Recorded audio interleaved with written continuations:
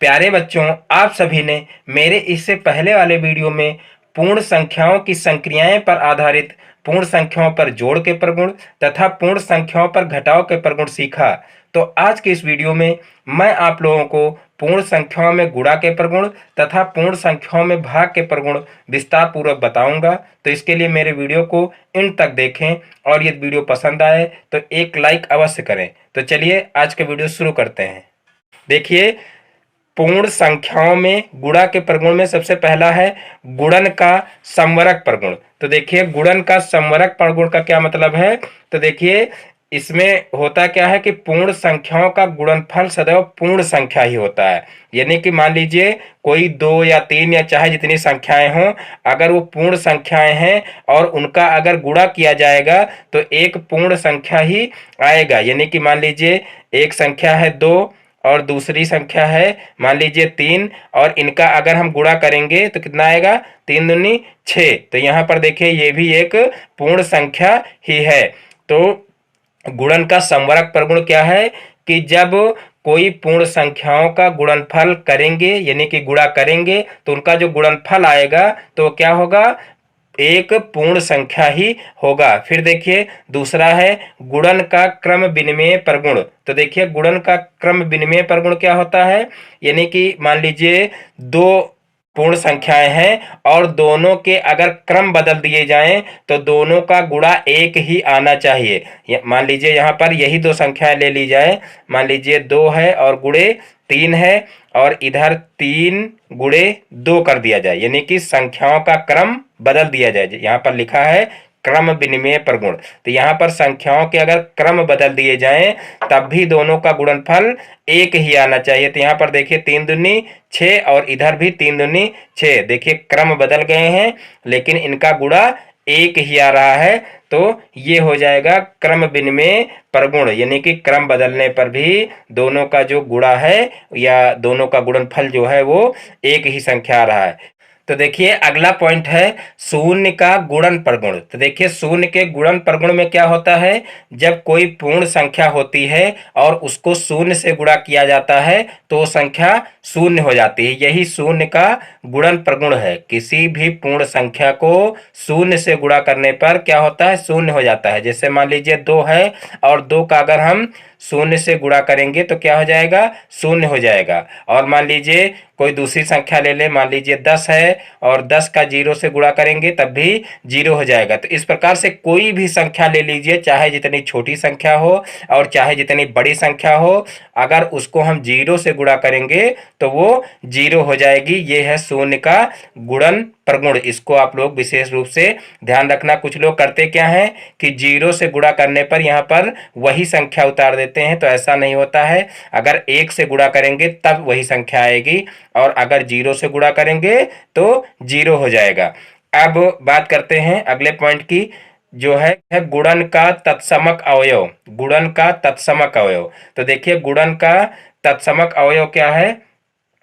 तो इसमें देखिए अगर किसी पूर्ण संख्या को अगर 1 से गुणा करते हैं तो क्या होता है, स्वयं वही संख्या आ जाती है। किसी पूर्ण संख्या को अगर 1 से गुणा करते हैं तो स्वयं वही संख्या आ जाती है, और इसीलिए 1 को कहा जाता है गुणन का तत्समक अवयव। गुणन का तत्समक अवयव कहा जाता है। मान लीजिए कोई 5 संख्या है, पूर्ण संख्या, और इसको अगर हम 1 से गुणा करेंगे तो क्या आएगा, स्वयं वही संख्या यानी कि 5 आएगा। इसी प्रकार से मान लीजिए 100 है, 100 को अगर 1 से गुणा करेंगे तो क्या आएगा, 100 आएगा। तो इस प्रकार से चाहे जितनी छोटी संख्या हो और चाहे जितनी बड़ी संख्या हो, अगर उसको हम 1 से गुणा करेंगे तो स्वयं वही संख्या आएगी। तो इस प्रकार से हम कह सकते हैं कि पूर्ण संख्याओं में गुणन का तत्समक अवयव क्या है, 1 है। जिस प्रकार से जोड़ में पूर्ण संख्याओं में जोड़ का तत्समक अवयव 0 था, उसी प्रकार से यहाँ पर पूर्ण संख्याओं में गुणन का तत्समक अवयव क्या हो जाएगा, 1 हो जाएगा। अब देखिए बात करते हैं अगले पॉइंट के बारे में, जो कि है गुणन संक्रिया का साहचर्य प्रगुण। गुणन संक्रिया का साहचर्य प्रगुण। तो इसमें देखिए क्या होता है, मान लीजिए कोई 3 या 4 संख्याएं हैं और इनका अगर हम गुणा करें जोड़ा बना करके, मान लीजिए 3 संख्याएं हैं और पहली संख्या को जो है पहली संख्या और दूसरी संख्या को ब्रैकेट में कर लें और उसके बाद फिर जो तीसरी संख्या है उसको बाहर कर लें और उसके बाद फिर बराबर में क्या करेंगे, दूसरी संख्या और तीसरी संख्या को जो है ब्रैकेट में कर लें और पहली संख्या को अलग कर लें और इस प्रकार से इनका गुणा करें तो बराबर आना चाहिए। एग्जाम्पल के द्वारा आप लोग समझिए। देखिए मान लीजिए ये पहली पूर्ण संख्या है और इसका गुणा अगर हम करें मान लीजिए 3 से और यहाँ पर मान लीजिए 4 ले लीजिए। देखिए यहाँ पर ब्रैकेट लगा हुआ है तो कुछ ब्रैकेट के अंदर की जो संख्याएं हैं उनको पहले हल करेंगे। तो यहाँ पर इसका गुणा करेंगे 3 और 4 का, उसके बाद जो आएगा उसका 2 में गुणा करेंगे। और इसी प्रकार से अगर देखिए साहचर्य प्रगुण में क्या होता है कि अब इसका जोड़ा बना ले और इसको बाहर कर ले, यानी कि 2 गुणे 3 इसको ब्रैकेट के अंदर करें और बाहर 4 कर लें। यानी कि अगर हम इस प्रकार से करें और इस प्रकार से करें, यानी कि लास्ट वाली 2 संख्याओं का जोड़ा बना लें या तो पहले वाली 2 संख्याओं का जोड़ा बना लें और उसके बाद गुणा करें, तो दोनों कंडीशन में हमारा उत्तर एक ही आना चाहिए। तो समझ लीजिए कि गुणन में जो है साहचर्य प्रगुण भी फॉलो करता है। तो यहाँ पर देखिए 3 चौक 12 हो जाएगा और 12 दूना 24 हो जाएगा और यहाँ पर भी देखिए 2 तिहाई 6 और 6 चौक 24, तो यहाँ भी 24 आ रहा है। तो इस प्रकार से हम कह सकते हैं कि गुणन संक्रिया में साहचर्य प्रगुण फॉलो करता है या ये नियम लागू होता है। तो ये हो जाएगा साहचर्य प्रगुण। अब अगले पॉइंट की बात करते हैं जो कि है गुणन संक्रिया का योग पर वितरण प्रगुण। गुणन संक्रिया का योग पर वितरण प्रगुण, इसमें देखिए क्या होता है, मान लीजिए कोई संख्या 2 है और इसका गुणा करना है हमको 3 + 4 से, इस प्रकार से गुणा करना है। तो मान लीजिए यहाँ पर 3 और 4 को जोड़ करके और 2 से गुणा करेंगे तो कितना हो जाएगा, 4 और 4 3 7 और 7 दूनी 14 हो जाएगा। और अगर हम इसी को जो है वितरण प्रगुण के द्वारा इस तरीके से करें, इसका गुणा कर दें, यानी कि 2 गुणे 3 और बीच में प्लस है, प्लस लगा लें और फिर 2 का गुणा कर दें 4 से, तो 2 गुणे 4 इस प्रकार से हो जाएगा। तो यहाँ पर देखिए 4 3 7 हो जाएगा और 7 दूनी 14, तो यहाँ पर इस तरीके से 14 आएगा और यहाँ पर 3 दूनी 6 और यहाँ पर बीच में प्लस है, प्लस लगाए और 4 दूनी 8, तो यहाँ पर 8 हो गया और 8 6 14 हो गया। तो इस प्रकार से देखिए दोनों कंडीशन में हमारे एक ही आंसर आ रहे हैं, यानी कि यहाँ पर अगर इस तरीके से किए तब भी हमारा 14 ही आ रहा है और यहाँ पर इसको अलग अलग वितरण प्रगुण के द्वारा किए तब भी हमारा जो है यही उत्तर आ रहा है। तो इस प्रकार से हम कह सकते हैं कि गुणन संक्रिया में वितरण प्रगुण भी लागू होता है। अब अगले पॉइंट की बात करते हैं कि गुणन संक्रिया का घटाने पर वितरण। गुणन संक्रिया का घटाने पर वितरण, यानी कि घटाने पर हम देखिए कैसे करेंगे, इसी प्रकार से हम कर दें कि अगर मान लीजिए देखिए यही सवाल हम पुनः ले रहे हैं, मान लीजिए 2 है और बीच में गुणे का चिन्ह है और यहाँ पर घटाने पर वितरण करना है, तो हम क्या करेंगे, यहाँ पर 3 - 4 कर देंगे। तब देखिए दोनों कंडीशन में एक ही आंसर आ रहा है कि नहीं आ रहा है। तो देखिए यहाँ पर 2 का गुणा 3 से करेंगे, 2 गुणे 3 और बीच में माइनस का चिन्ह है, माइनस लगाएंगे और फिर यहाँ पर देखिए 2 गुणे 4 करेंगे, 2 गुणे 4। अब यहाँ पर इसको अलग हल कर लीजिए और इसको अलग हल कर लीजिए। तो यहाँ पर 2 गुणे, यहाँ पर देखिए 3 से 4 को माइनस करेंगे तो ये छोटी संख्या है तो हम 4 में से 3 को माइनस कर लेंगे तो कितना आएगा, 1 आएगा और जो है 1 आएगा और वो आएगा माइनस का। हमेशा देखिए प्लस माइनस को आपस में घटा लेते हैं और चिन्ह बड़ी संख्या का लगता है, ये पॉइंट हमेशा याद रखना है। जो है कोई भी 2 संख्याएं हों, छोटी और बड़ी संख्याएं हों, एक प्लस की हो एक माइनस की हो, तो दोनों को हमेशा आपस में घटा लेते हैं और चिन्ह हमेशा बड़ी संख्या का लगता है। अगर बड़ी संख्या प्लस की है तो प्लस का चिन्ह लगेगा और अगर बड़ी संख्या माइनस की है तो माइनस का चिन्ह लगेगा। यहाँ पर देख लीजिए बड़ी संख्या माइनस वाली, इसलिए यहाँ पर माइनस का चिन्ह लग जाएगा।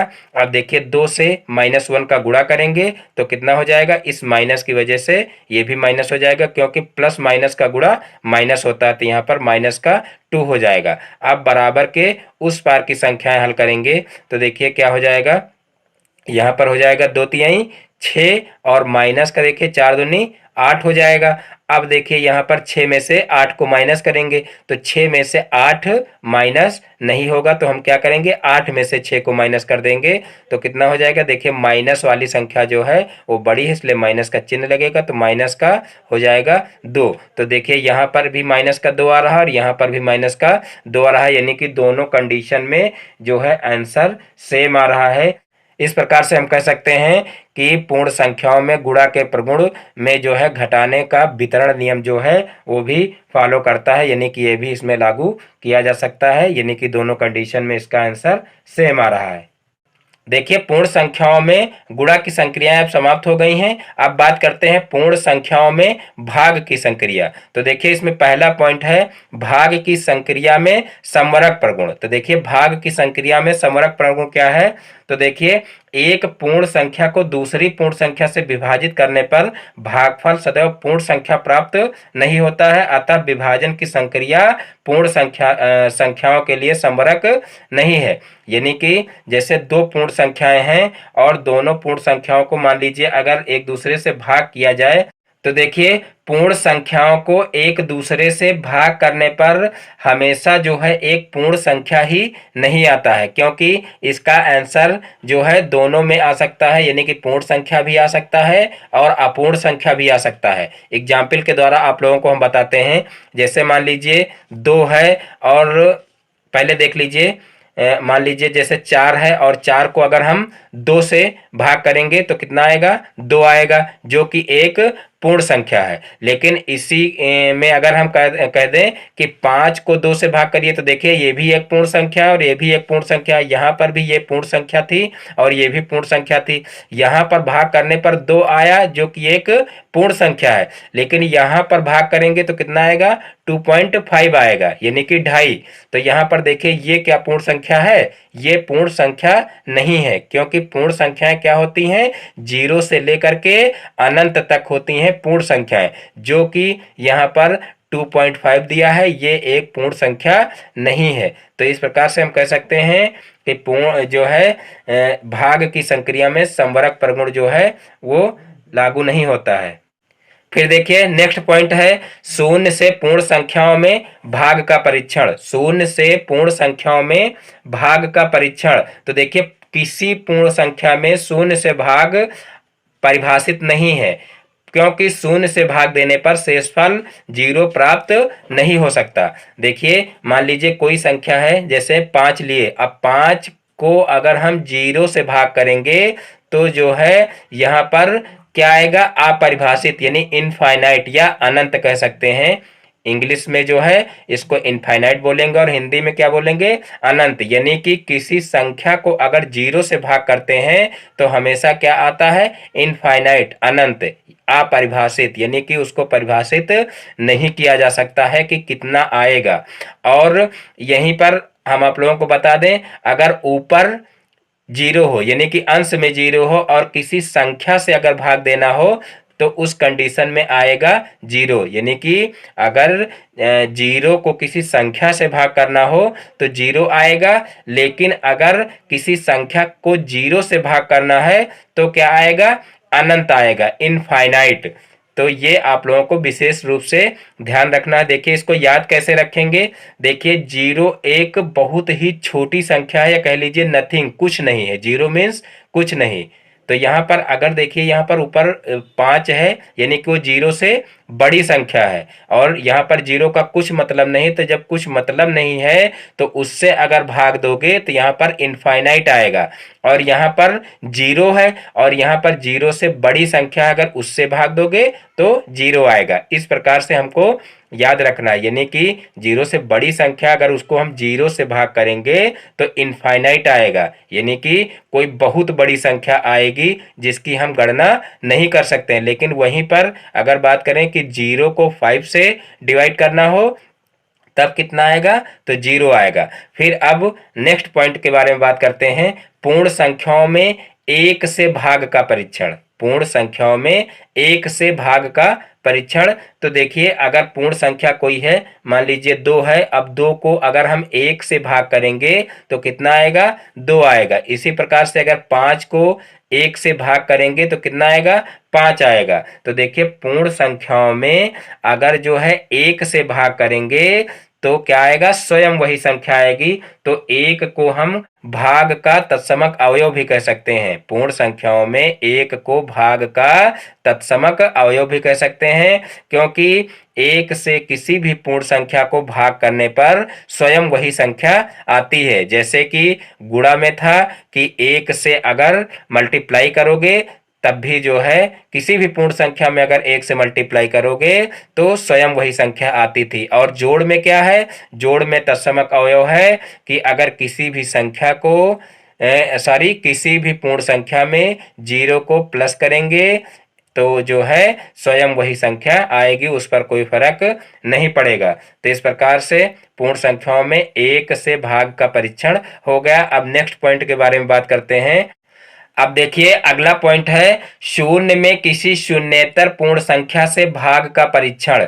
शून्य में किसी शून्येतर पूर्ण संख्या से भाग का परीक्षण। तो यहाँ पर देखिए आप लोग विशेष रूप से जान लीजिए शून्येतर का मतलब क्या होता है, क्योंकि ये पॉइंट तो बहुत आसान है, लेकिन ये जो शब्द है कभी कभी ऐसे शब्द आ जाते हैं गणित में भी जिनका मतलब हमको नहीं पता होता है और उसी वजह से हमारा आंसर गलत हो जाता है। तो यहाँ पर देखिए क्या लिखा है पॉइंट, शून्य में किसी शून्येतर पूर्ण संख्या से भाग का परीक्षण। तो देखिए शून्य हो गया और शून्य में किसी शून्येतर पूर्ण संख्या का मतलब है शून्य से इतर। देखिए यहाँ पर अगर इसका संधिविच्छेद किया जाए तो क्या हो जाएगा, शून्य धन इतर, यानी कि शून्य से इतर, इतर का मतलब शून्य से अलग। तो शून्य से अलग संख्या क्या होंगी, जो शून्य से अलग हो, यानी कि वो शून्य ना हो। तो यहाँ पर हम क्या रख सकते हैं, 1 2 3 4 5 6 कोई भी संख्या इस तरीके से लिख दीजिए। कुल मिला के यहाँ पर 0 नहीं होना चाहिए। तो शून्य में अगर किसी शून्येतर पूर्ण संख्या से भाग का परीक्षण किया जाए तो क्या होगा, मान लीजिए शून्य है और शून्य को अगर हम 2 से भाग करेंगे तो क्या हो जाएगा, 0 हो जाएगा। जो कि अभी आप लोगों को हम ऊपर बता चुके हैं कि अगर शून्य को किसी संख्या से भाग किया जाता है तो शून्य आता है, और अगर किसी संख्या को शून्य से भाग किया जाता है तो इनफाइनाइट आता है, यानी कि अनंत आता है। यही इसमें जो है बताया गया है कि शून्य में किसी शून्येतर पूर्ण संख्या से भाग का परीक्षण करेंगे तो क्या आएगा, शून्य आएगा। फिर देखिए अगला पॉइंट है कि किसी शून्येतर पूर्ण संख्या में उसी शून्येतर पूर्ण संख्या से भाग का परीक्षण। तो देखिए शून्येतर दोनों जगह पर लिखा है, तो यहाँ पर शून्येतर का जो मतलब हम बताए हैं ऊपर उसको विशेष रूप से ध्यान रखना। और परीक्षाओं में देखिए इसी तरीके के क्वेश्चन पूछे जाते हैं, क्योंकि जो ये शब्द है ये बहुत कंफ्यूजन पैदा करता है और इसी के लिए जो है जो स्टूडेंट होते हैं इसी जो है शब्द की वजह से आंसर गलत कर देते हैं, क्योंकि इसका उनको मतलब ही नहीं पता होता है कि शून्येतर है क्या। तो यहाँ पर देखिए किसी शून्येतर पूर्ण संख्या, तो शून्येतर का मतलब जो शून्य ना हो, शून्य से इतर यानी कि जो शून्य से अलग हो। तो यहाँ पर शून्य नहीं होना चाहिए। तो मान लीजिए शून्य से इतर कोई पूर्ण संख्या है, मान लीजिए हम 5 ले लिए। अब जरूरी नहीं कि आप 5 लीजिए, यहाँ पर आप 1 2 3 4 5 6 7 8 9 10 कुछ भी ले सकते हैं। तो यहाँ पर मान लीजिए जो है हम 5 ले लिए।